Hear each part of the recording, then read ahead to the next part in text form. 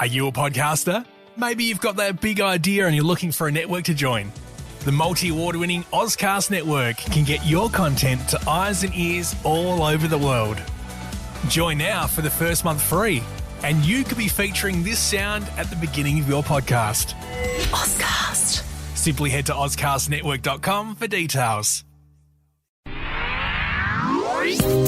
It's The In Show, Australia's only show dedicated to innovation from Adelaide, Australia, and across the globe. It's David Grice and Troy Sincock. We talk to big people with big ideas, those people that are out to change the world, and the future looks very bright in their hands. Sure does. And when we're talking big, we're actually not talking size. We're talking big people in terms of what they're able to achieve. That's right. Although some of them are bigger than others. They come in all shapes and sizes, and that's what's so great about it. Absolutely. It literally is just someone who, instead of just having the idea and thinking, someday maybe I might look at that, and then, inevitably someone else comes up with the idea. These are people that actually have the idea and go, we work out how we could see if this is possible. Amazing people, aren't they? And their minds, the way they think, just thinking about, just everyday things and how different they view these things, through the lens that they have. Yeah, it's an extraordinary curiosity that all of these people seem to have. And I tell you what, something that I'm really curious to find out about is Hybrid World Adelaide. It's on July 20 to 24th at the Adelaide Convention Centre. And when I say I'm curious, is because I suppose what Hybrid World Adelaide does is almost puts the future right in front of you. It's like you get to see what the jobs of the future are going to be and what is possible with technology. And we had a great experience with Hybrid World last year, and some of the people we got to talk to were just fascinating people. We had a guy that's putting silicon chips in cows so they can measure the meat and the quality of the meat, and then feed the beef when they're young so that the meat improves before they sell it as stuff we eat. Things like that is just mind-blowing stuff. Yeah, they cover all sorts of things like, drones and coding. There's video gaming sessions, robotics, virtual reality, augmented reality, all that kind of stuff. We have got a couple of tickets to give away at the end of this podcast. So stick around, enjoy what you're about to hear, or alternatively, just go right to the end. No, don't go to the end. Okay, you actually don't go to the end because Paddy Neumann is a fascinating guy. We caught up with him recently. He's the founder and chief scientist at Neumann Space. They're based here in Adelaide, the startup. But they won't be a startup for long. I mean, what this guy has come across is phenomenal. And how he's come across it too. Just mind-blowing stuff. Yeah. I started by just asking him, how things began, given when he walked into our space, he started telling me immediately how the microphone operated. I asked him whether he felt that he'd always looked at the world differently. A little bit, yeah. You walk around, you pay attention to what's happening, and I'm told this is not particularly common, but there are people around, and I appear to be one of them, who look at what's happening and they just got to know. They've got to have a tinker, they've got to have a play, they've got to find out. If you have a look at a lot of small children, a lot of babies, they want to do this. This is an instinctive part of being human. But something weird happens in primary school where this gets trained out of people so that the people who can continue doing this are those who are stubborn and bloody-minded enough to continue wanting to take things apart, to continue wanting to know what happens when you get right into the guts of it. And if you also happen to be good at concentration, maths, and passing exams, these people can often become engineers and scientists. That makes perfect sense. That being said, though, I've heard that you had been known to fall asleep during lectures. So how did you manage to navigate your way through that? Yeah, it's a terrible thing, really. I think we all fall asleep during lectures, don't we? Yeah, but sometimes it's, someone delivering their research, and it can be absolutely fascinating. I was sitting in a talk a few years back. These guys from the Czech Nuclear Science Research Institute were talking about a joint venture they had with ANSTO, the Australian Nuclear Science and Technology Organisation, looking at effectively a digital camera, but for X-rays, so that it had the fast response time, high resolution, and also energy resolution, so that you could pick what contrast agents you wanted to scan for with your X-rays and get really fine-grained results. And I stayed awake through the method and the circuitry architecture and how the code works, and I started nodding off when they got to results, and nodding off, and you come back to seeing the new slide up, and there's weird, bizarre, surreal things like, and this is the iron line, and you can see the blood, and this is the calcium line, and this is all the bones, and this is this one and the other and the third, and this weird, different amounts of interior of mouse. So it can be quite strange and quite confronting. it also doesn't lend well to being able to pass the courses which are based around lectures. So not failing your degree is an important part of going to university, and I wish the best of luck to any students who might still have any exams going on at this time. I decided that one of the best things I could do to try and get around this would be to do as many practical projects as I could, so that I'd be active, I'd be in the lab, I'd be doing something, I'd be taking stuff apart and seeing how it works, and not really falling asleep, really. So, I think they combat that these days with videoing all the lectures and giving audio of them as well. So if you miss them, you're okay. Exactly. So as a kid, were you pulling apart things, and can you, give me your first experience of that? I helped my brother Magnus with the vacuum cleaner, helped both of my brothers with various automotive things over the years. We had a little property up in the hills of Perth and did a little bit of hydraulics, i.e. putting in our own reticulation system and getting our own grey water attachments going. So you put a funnel into the outlet valve for the washing machine, goes into a holding tank, and then take the hose down to the orange tree or the lemon tree or whatever could do with some more nitrogen and phosphorus. Mm. And how did you then, choose what it was that you wanted to do with your life? Were you clear that, by the time you got to university that, I want this to be my life? I'd always been interested in science and technology. And, well, as a really little kid, like 3, I thought trains were awesome. Because, big, huge machines going along. And I was a tiny little kid. And I thought they were great.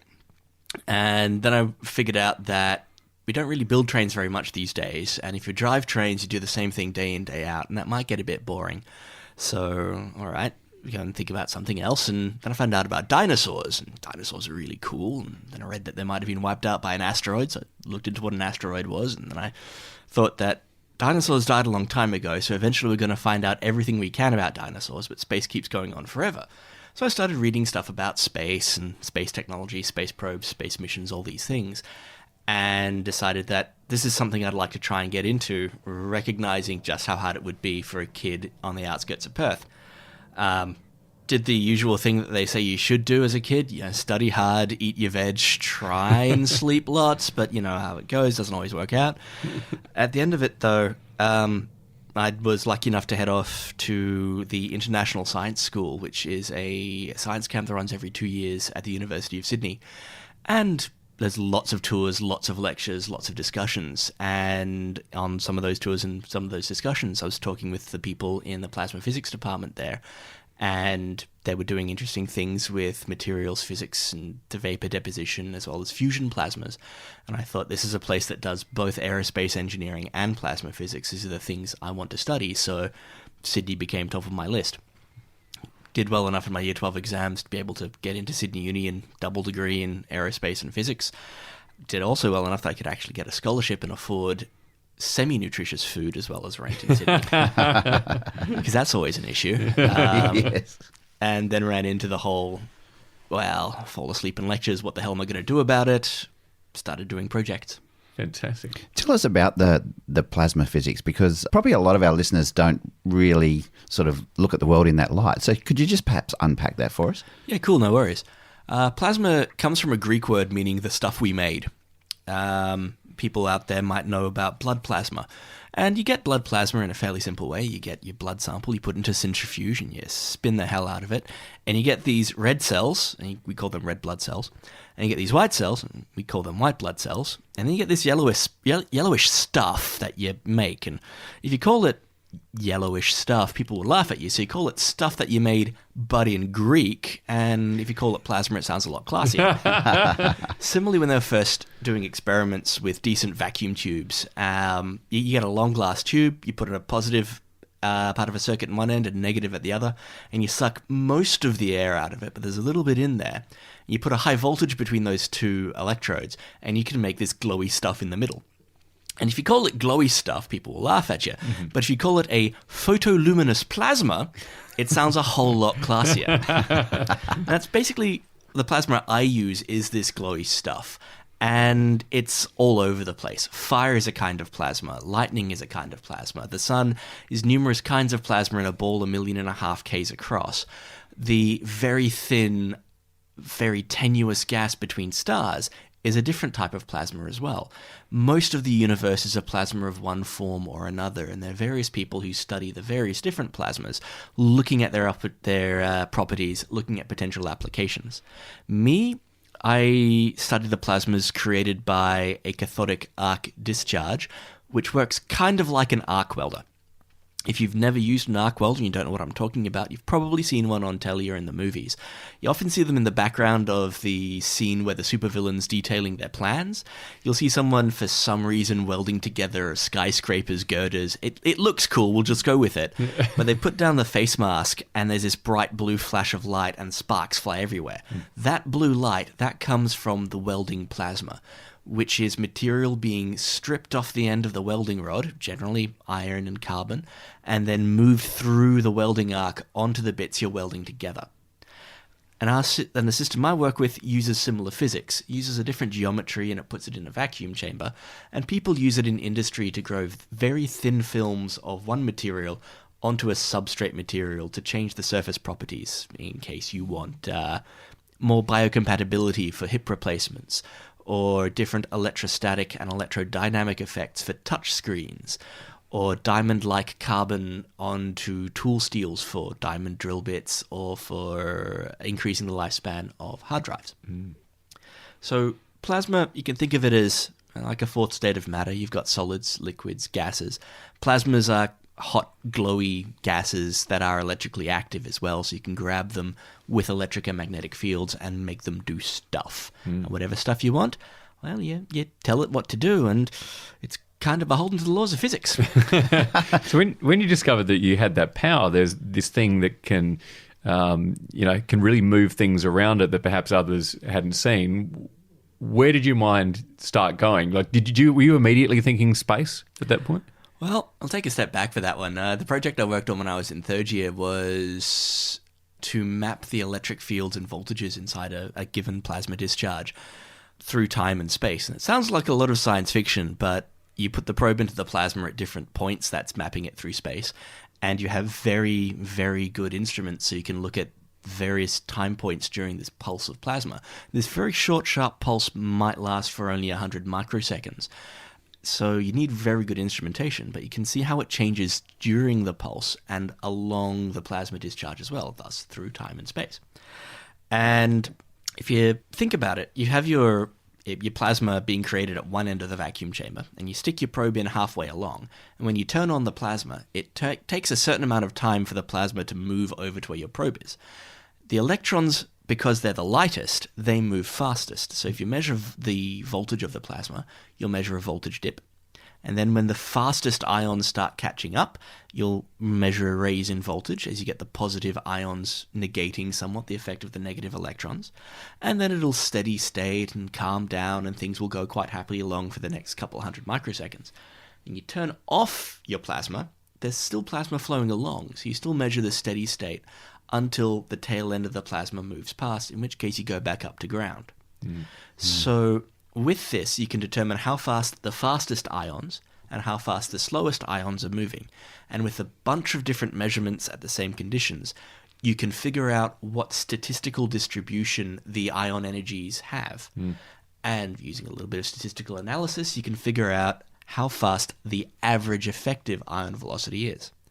And it turns out that in the discharge I was looking at titanium ions, and at the conditions I was looking at, the average velocity was about 23 kilometers per second. It's lightning. Yeah. That's really fast. They're going places. There's not a lot of them. Each pulse is, maybe a dozen micrograms, but the ones that are moving, that have been liberated off by the plasma discharge and are streaming downrange, they're going.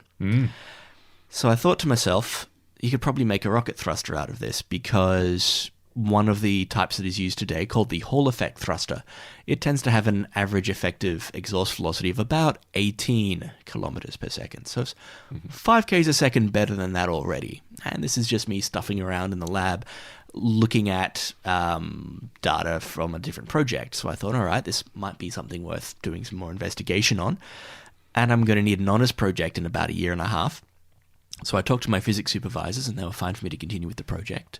I got one of the academics in engineering to sign the paperwork, because I was engineering is my senior faculty at USyd. So paperwork got signed. I did my project under supervision in the physics building. And yes, this is a thruster. I measured the thrust using a simple pendulum system.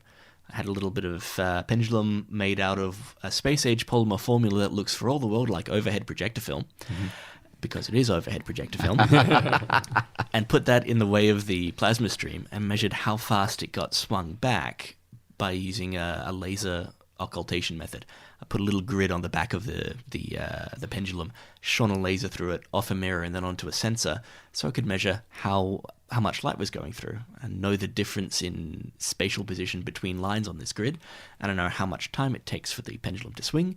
I can measure how fast it's going and thus how much force has been delivered. Nice, repeatable, linear results. Where it stopped being linear was at a point that made sense. We could explain what was happening in view of known theory, which was all good. My master's project was having a look at what shape of cathode and anode geometry was the best, and also how do we define best in this circumstance. And it turned out that the geometry we were using all along was the best. It's good to be sure of this. Yeah. And my PhD was to test 11 different materials to see what their efficiencies are under various different conditions after, doing a bit of a literature search to select these 11 candidate materials, as well as planning my experiments so I'd be able to figure out not only how much force they're producing, but how much material is being blasted off the cathode to produce this, so we know how efficient the system is. Did you blow anything up in the process? Yep.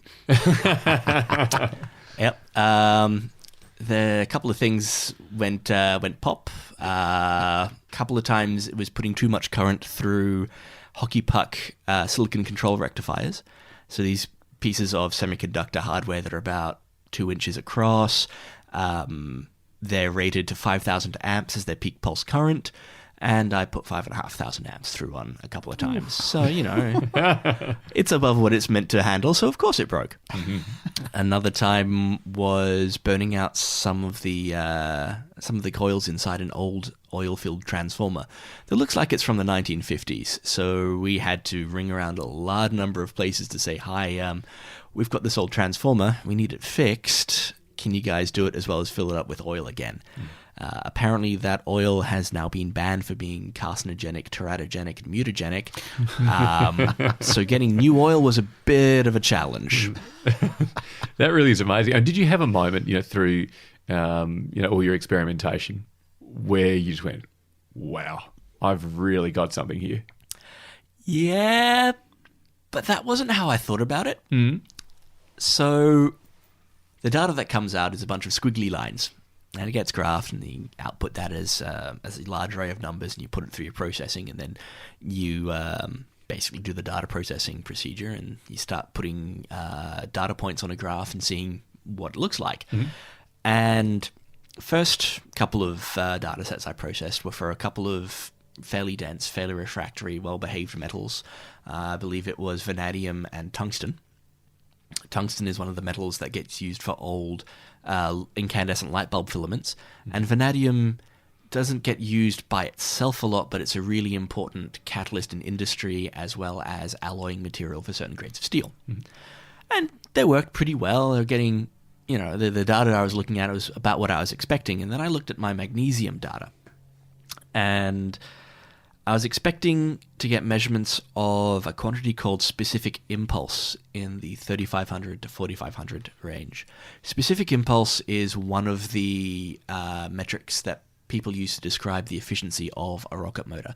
It's how much momentum change you can get from a given weight of propellant. So it's kind of like miles per gallon, but for spaceships. The units for it are units of time, because one of the ways of thinking about it is, let's say I've given you a pound of fuel. You put it into your rocket motor, and you turn on your rocket, and you dial it down, you throttle the rocket so that it gives you a continuous pound force of thrust. And it'll take a certain amount of time for your rocket to burn through its pound of fuel, giving you a continuous pound of thrust. And the number of seconds that takes, that's your specific impulse. So the more seconds it takes, obviously the more efficient your system is at turning fuel into thrust. So bigger numbers are better numbers under this particular metric in this circumstance. So I was expecting numbers in the 3,500 to 4,000, maybe 4,500 range. I was getting numbers around 9,000. Wow. And I thought, I've made a mistake. It's easily twice as big as what I've got. If it was half of that, yeah, that would be a really nice improvement over current state of the art. Obviously, I've got a factor of 2 in there somewhere. Let's try and find it. So I went through all of my algorithms, all of my data, processed it again, same effect. Went back, took the data again, same effect shown. So I was pretty confident that it was a real effect. And looking at the rest of the data sets, they were often a bit higher than what I was expecting based on other people's work previously. I was expecting a little bit better, not as much better as what I was getting, but the University of Sydney apparatus is the highest power apparatus of its type in the world. So it can do things to the plasma that no one else is able to do, no one else has been able to see, which goes some way to explain why having these large currents and large energies in the plasma were doing so much better than what other groups at University of California, Berkeley and the others were getting in their research. So it wasn't more of a case of, wow, this is amazing. When I first saw it, I was like, nah, I've stuffed up. Nah, I've made a mistake. Let's go and find out where it is, be good scientists and try and get all the mistakes out. So tell us where this is taking you now. So you are now into the world of space and rockets and all sorts of stuff like that. So share with us how that's now applying to what you do. Sure. After writing up my thesis and submitting it, myself and a couple of friends decided that going commercial would probably be the best way of making this real, because this was back in 2015 when I did my final submission, and an Australian space agency was not even a glimmer in anyone's eye at this point in time. And the normal way this is meant to happen, when you have someone that comes up with something interesting at a university or a corporate research lab, is it gets the attention of their national agency, and they get some grants and they do the development and they improve the technology and iron out all the wrinkles, and in 10, 15 years' time, you've got a new technology that is able to be put in space as part of a technology demonstration mission, and everyone's going to be pretty sure that it's going to work. Couldn't do that, didn't have a space agency, didn't want to move overseas with it. Could have kept it as a university project and tried to go through the various grant cycles, but believe the number I'd heard for the successful grant applications to first-time grant appliers in 2014, something around 8%. Because part of the criteria is, do you have a good research record? Have you been part of successful grants beforehand, not as primary researcher, but as one of the other people on the grant listing? This would have been my first time listing. Their odds were not particularly good. So we opted to spin it out as a commercial enterprise and move forward with it. And that's what we've been doing these last couple of years. Myself and the team, and of course there is a team because there's a multitude of things at which I'm terrible, and the rest of the team help to address those inadequacies in things like real-time control systems and circuit design and the like. And what we've been doing is working on upgrading the system, moving it from laboratory prototype through engineering models through to more advanced prototypes, with the eventual goal of having ourselves something that we can put in space and be confident it will work. And when you talk about, putting something in space, what, I suppose when I think of space, I think of, people being in space. Is that sort of the ultimate goal? Is that what you're looking to do, or is it literally just, what's the most efficient way of propelling stuff into space so we can capture research and things like that? Well, with us, it's we won't be doing the surface to orbit leg. Our system, it's an electrical propulsion system, so it's low thrust, high efficiency. Once you're already in space, that's where our system can help you out. Gotcha. Because it can give you the little bit of thrust to keep your satellite in the correct orbit, to counteract drag from the atmosphere if it's in a low orbit. If it's in a higher orbit, there's very little drag, but there's still the gravitational perturbations from the moon, from the sun, from everything else in the universe, just tugging it out of where you want it to be. And so you need a thruster, you need a little baby rocket to keep your satellite in the correct spot. And that's where we come in. With our very high efficiencies, we can do that orbital station keeping, it's called, while using very little fuel. And because it's expensive to launch that fuel mass into orbit, this means a saving for the owner-operator, for the satellite manufacturer, and the like. Additionally, if you're trying to change orbits, the more fuel efficient your system is, the less fuel you need with you. On the other hand, ours is an electrical system. It will take a lot more time than turning on a chemical rocket. Depending on what you want, depending on what you have, this may make sense. If you want to send people to the moon, however, probably not going to make sense unless you have a huge amount of power behind you, because people transiting the Van Allen belts pick up a lot of radiation, and people tend to be far less tolerant of radiation than electronics. And so you wanted them moving through it as quick as possible. Sure. And so, when you say that, this can save a lot of money, and, you can ensure that these satellites remain where they were intended to be, like, what sort of savings are we talking about? Okay. There's a fantastic paper you can find online by Dr. Brian Benedict, who at the time was working for Intelsat General. And this paper he gave at a conference, and it wasn't even a subtext of, can someone please figure out how to do space tugs or on-orbit refueling? This is how much money you'd make. Because he was approaching it from the point of view of somebody who works for a company who owns a large number of geosynchronous orbit communication satellites. And they're saying, okay, one towards the end of its lifespan might have half of its transponders still working. Each one of those will be worth so many $1 million for its bandwidth, and so you get roughly $50 million a year from this satellite. If you can deliver a lifetime extension that costs less than this value, this might be of interest to people, because it means they can keep their satellites going for that little bit longer and plan their fleet replacement schedule a little bit better with more confidence. So if you can give this $50 million a year satellite another 10 years of life, that's a $500 million revenue you weren't expecting. If that total cost is $20 million a year, that's $300 million in profit you weren't expecting. That's the cost of your new satellite right there. The amount of fuel that gets used to do station keeping is a fair amount of what gets delivered to the destination orbit, especially if they're using legacy technologies such as hydrazine thrusters. A lot more of the modern satellites are using electric propulsion systems like the gridded ion thruster or the Hall effect thruster to do their station keeping, and in some cases they're orbit raising to get to their destination orbit.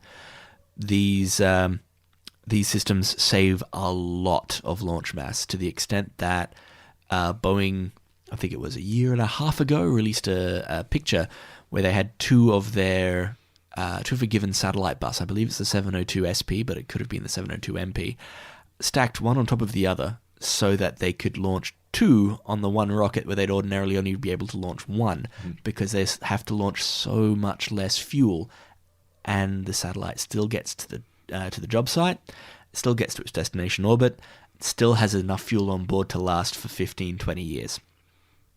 With our system, we need even less fuel. The wonderful thing about how the equations work is, if you want to take fuel to move somewhere, you need the fuel to move the fuel, right? So it's literally an exponential dependence. The more efficient your thruster is, the exponentially better your deliverable mass is. So going from a flight-rated ion thruster, which has a specific impulse of about 3,500, up to our thruster using some of the mid-range fuels that are pretty good, pretty solid, like molybdenum, titanium, vanadium, carbon, at 5,000 seconds, it's not that you get half again the improvement. It's close to about 3 times. So that's 1/3 the fuel mass. If you go to the very efficient fuel, the most fuel efficient fuel we've tested to date, which is magnesium, that gets up to 10,000 seconds. Wow. To put the amount of fuel you need to do a month's orbital maintenance in perspective, if you've got a fairly medium-sized communication satellite that weighs about 4 tons dry, and you want to station keep it in the right spot for a month, you'd need about 110 grams worth of magnesium to do that. That's about the size of the novelty 2-pack of Mars bars you get down at the service stations. Yes. Yeah. So not a lot of mass. And it's about that same volume, because magnesium's also a fairly light metal. That is absolutely staggering to think of, the implications of what you have created here. I mean, clearly that means dollar signs. But I don't think that you're the kind of guy that, it's going to be enough that you just make some money and you buy a big house and then you sit down watching TV for the rest of your life. Clearly, like, you're up to big things. Do you have this, when a company goes, okay, we'll take that. That's great. That's going to save us a lot of money. Here's a bunch of cash. What then becomes possible for you? Like, is there something that you really want to achieve? Well, there's things that I want to see done with a thruster. Assuming large company X comes along and says, Paddy, sweetie, baby, we love it. Have a gigantic bucket of money. We'll be using it, no worries. And I'll say, great, fine, fantastic. You've got large amounts of talented engineers and technicians to make it happen. This is great. We've done what we can. No worries. Or if it's a case of we love it, we love what you're doing with it, we'll just buy it off you guys keep making it, that's also fine. But what I love about the system is the things it can enable. And it's not just the short-term things like better station keeping and better orbit delivery. Our system uses solid conductive propellants, uses metals and carbon as fuel. And if you're in low Earth orbit, the closest and most dependable source of metallic feedstock for your propulsion system is space junk. Now, Right. you need to sort out the legalities and the ownership and insurance and all these fine things that do need to be sorted out. But if you took care of people's mess for them, took it away, recycled it, and turned the good propellant feedstocks into fuel for your junk hunter, you can go off and grab the next target and bring it back. Terrible fuels, make into rod stock, sheet stock, I-beams, whatever, so the people who want to do manufacturing in space can build the large habitats that people want to have to live in for gigantic space telescopes with a main dish 100 meters across, or whatever it is they want. Really bad fuels, such as 60-year-old circuit boards, not really much you can do with that. You get the metals off it, especially the platinum groups, and you use them as catalysts in your orbital chemical industry, or as I like to call it, life support system. And the circuit boards, strap it to the outside, use it as extra radiation shielding. If you're going to kill some space junk, you might as well use all the carcass, right? Yeah. So that's a use case for it. It's a potentially economically viable way of dealing with space junk, which is becoming more and more of a problem. Additionally, we have the fuel efficiency that might make asteroid mining a viable concern for people in orbit to get more feedstocks at lower price. It might take a bit longer, but this might be an option. It might also be an option to get some of the very rare elements that we need for certain specialized applications, and this may be economically viable as a supporting activity for the orbital water delivery and steel delivery business. Additionally, the huge amount of fuel efficiency we've got allows a lot more things to happen in the solar system. When you've got the efficiency we've demonstrated for magnesium, every percentage point of mass on your vehicle that is fuel. So if 10% of your mass is fuel, you've got 10% fuel mass, right? Every percentage point is roughly a kilometer a second of velocity change. One of the ways of describing how difficult it is to change your orbit is by how much you need to change your velocity to go from one orbit to the other. If you want to go from low Earth orbit, spiral out to the edge of Earth's gravitational sphere of influence and let the sun's gravity take over, then spiral through the solar system, get to Mars, and then spiral into a low Mars orbit, that'll take about 14.5 kilometers per second of velocity change. So if 30% of your vehicle in low Earth orbit is fuel, that's Mars orbit and back without needing to refuel. Wow. Jeez. That's mind-boggling. It really is. Yeah. It's so exciting. I mean, and to think that you kind of literally, your discovery, you've been able to kind of have complete ownership of it in as much as you've not really had to change anything. You've been able to pursue this your own way in Australia. How did it go from, you having this discovery and then going, well, what's going on around me here, where are the industries and all that kind of, what am I going to need to do it, to what it is now, which seems to have moved like very quickly. Adelaide is fast becoming this real destination for space organisations. How has that come about and what has that made possible for you now? For us, the first thing is, of course, ownership, especially for the intellectual property. The intellectual property policy at the University of Sydney is that everything a student discovers, develops, invents, while they're a student, as part of their work as a student, that belongs to the student. Mm-hmm. However, there's always the argument that there might be a little bit of advice and guidance coming from the supervisors, which are university employees generally. So getting this sorted was one of the first things we did. Mm-hmm. We went and talked to the IP people at UCID and got the rights assigned to the inventors, and we formed the company and assigned the rights to the company. Mm-hmm. So then we could go with the important next step of, okay, we've got these rights. It's a bright idea. Parts of it have been validated in a lab at the University of Sydney, which we have no access to because we're an independent company now. And while we could do the negotiations for this, we opted to do this independently. This isn't cast no aspersions on the university at all. It's just that the apparatus, it's for university purposes, for teaching, for research, and we'd be doing something entirely out of that purview, and it wouldn't really be what we wanted to. Mm-hmm. So we formed the company and had to think about where we would set ourselves up, how we would go about getting investment, how this would all work. And where we would set ourselves up was an interesting discussion point. I'm from Perth. Perth does a bit of manufacturing and a bunch of maintenance and a little bit of heavy industry, generally to support mining applications. Not much in the way of aerospace. Not much in the way of bulk manufacturing. Sydney has been losing its manufacturing base for a while now because the land's just getting too expensive. Victoria still does a bunch of manufacturing, especially in the power system side of things.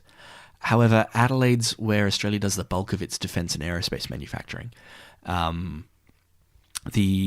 various prime aerospace companies that do manufacture in Australia, at least some of the components for their overseas footprints, they tend to do a lot of that in Adelaide. So it has the mature aerospace manufacturing ecosystem. It has the contractors who are able to feed into this ecosystem. It has the people who have the skills and the equipment, and importantly, the quality certifications, so that the things we need built can get built and to the standard that we need them. Mm. So we moved over here to South Australia about the same time that Fleet and Innovor and Myriota were being founded and moving forward and doing excellent things. Mm. It seems that South Australia is where a lot of new space startups in Australia seem to be clustering, because there's the manufacturing history, there's a manufacturing tradition, there's a very supportive state government, there's a very supportive populace about this, and you've got to go somewhere for this. Adelaide is one of the more livable cities in the world, and it has a far cheaper standard of living at a good standard than Sydney or Melbourne. Mm-hmm. And how do you find yourself working with the infrastructure around you? Do you work outside the company getting advice, and do you assist them? What are those type of arrangements? Without straying into the territory covered by non-disclosure agreements, of course. We've been asked to deliver little studies and discussion points, as well as present at conferences and little discussion sites about what space can do, what Australians are doing and can continue to do in space, so that the sector can get built up. Mm. Part of it is you go around and you just have a look at all the research everyone has done. One of the things that the European Space Agency did was sit down and work out the numbers of, okay, how much return on investment do you actually get out of putting money into space? Mm. And the answer is they found that for every euro a government put in, between 4 and 12 euros of direct economic benefit came back to the country. Mm. So it's one of the better ways of investing in your nation, investing in the future. So they're not slouches at the South Australian government. So of course they would have had a look at these reports and gone, well, okay, we'll help this along. We'll do what we can. Mm. The feds seem to have got that memo as well. And here we are looking forward to more interesting things happening with a federal agency. Mm. And speaking of conferences, you're at Hybrid World Adelaide in a few weeks' time. What are you going to be sharing there? Okay, so at Hybrid World, I'll be part of the Space and Emerging Technologies stream. And what I'll be talking about will help set the stage for a couple of other speakers, as well as help to give the audience a bit more background. I'll be talking about Space Missions 101. We're talking about what you need for a space mission, how to get those needs met, and then what you can do with it. There'll be basic bits and pieces. Every space mission, for example, has 4 main segments. You've got your launch segment, because you've got to get into space. Mm-hmm. You've got your space segment, whatever it is you're putting into space. You've got the ground segment, so whatever stays behind the ground so you can talk to the thing in space. And then the support segment, which is the everything else that holds it all together. Mm. Every space mission has this. A lot of missions share the support segment and ground segment parts. But my talk will not only describe these, but will also give examples of what Australia is doing in this space currently and what people are looking towards doing later on down the track. Fantastic. And is there anything in the program that you've seen coming up that is really exciting you? Is this, you're going in with a completely open mind and just whatever you see is whatever you see, or is there something specific that's really striking you? Well, there's a couple of things. There's a couple of interesting robotics and AI talks. It's also directly relevant to me. Crystal Johnson, one of the NASA bigwigs, is coming back out to Adelaide. I believe she is still, I know she was last year, the director of the Goddard Center for NASA, which is close to their headquarters in Washington. She's a very intelligent, very personable lady who's an excellent speaker. I look forward to her talk. And also seeing who's out there, seeing who's doing what is, especially biotech, AI, all these exciting new fields that are emerging and that Adelaide is doing quite well at attracting new organizations to be part of. So do you foresee, people that, don't quite have the scientific acumen that maybe you do or the intelligence? Can you see that, the space industry in South Australia and, Australia could well, be creating the jobs of the future for everyday people? Yeah. There's the old Royal Air Force saying that it takes 100 people with their feet firmly on the ground to keep some fool's head in the clouds. And this is true in spades of space. Sure, you need someone with more degrees that you can fit on a regular-sized wall to come up with some of the ideas and find the orbits and find the trajectories that'll make it work. But then you need the people who can build it. You need the people who are good welders, good riveters, fabricators. Everything needs to get built, otherwise it's just a series of elegant equations on the whiteboard. These jobs need to be done. And sure, you can try and automate a lot of these with CNC mills and robotic manufacturing methods, but at the end of the day, someone's still got to tell her what to do. Someone's got to do the design work. Someone's got to make sure that the robot's doing what it's told. Someone's got to do quality assurance. Someone's got to sweep up the floors. Someone's got to make sure payroll gets met. There's jobs in these fields still around, still going. And if space is one of the fields that Adelaide's fine manufacturing heritage and fine manufacturing capabilities can continue to contribute towards, this can only be good things for the city and the state. Well, Paddy, you've actually made me feel like perhaps I could get involved in space. It's been an absolute pleasure speaking to you, and congratulations on the work you're doing and what you see possible for the future and what that could mean for us all. It really is magnificent. No worries. Thank you very much for your time. That was Paddy Neumann, founder and chief scientist at Neumann Space, based in Adelaide, South Australia, and one of the speakers at Hybrid World Adelaide, July 20 to 24. Yeah, can't wait to catch up with that one. I just think having him with us and understanding a little bit more of who he is, I just can't wait to hear what he's got to say. Yeah, he is a super brain. I mean, he just... I really see the gap between him and me. Like, he is just, his head is in a whole nother area. But what I love is, while he's excited about those things, his feet are very firmly on the ground. Yes. He gets that he can't do this alone. Yeah, and the team that he's built and how that's all sort of developed. And the journey from leaving Perth, going to Sydney to finish up here in Adelaide is just an amazing story. And look, the passion he's got for what he's doing and where he sees the future of what he's doing is just incredible. You can take a glimpse of the future for yourself at Hybrid World Adelaide, July 20 to 24 at the Adelaide Convention Centre. You can win yourself a double pass just for listening to this podcast on the In Show. Just like and share the podcast link on Facebook and Twitter and you're in the running. It's that simple. We're catching up with all sorts of people involved with Hybrid World Adelaide, you know, people behind the scenes, speakers, you know, people involved in all the areas that are covered from, you know, video gaming to robotics, virtual reality, augmented reality, drones, coding. There's a lot of really fascinating people, and we're going to be speaking to them all on the in-show. Yeah, and on the next podcast, we chat to another Hybrid World Adelaide guest speaker, Dr. Nick Faulkner, who's the inaugural director of the University of Adelaide's Australian Smart Cities Consortium. The In Show. Subscribe to the In Show podcast on iTunes. Presented by David Grice and Troy Sincock. Music by Zach Grice. A Dave and the Beanstalk production.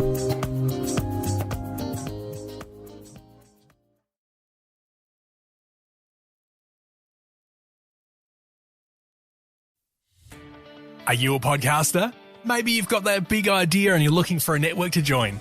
The multi-award winning Ozcast network can get your content to eyes and ears all over the world. Join now for the first month free, and you could be featuring this sound at the beginning of your podcast. Ozcast. Simply head to ozcastnetwork.com for details.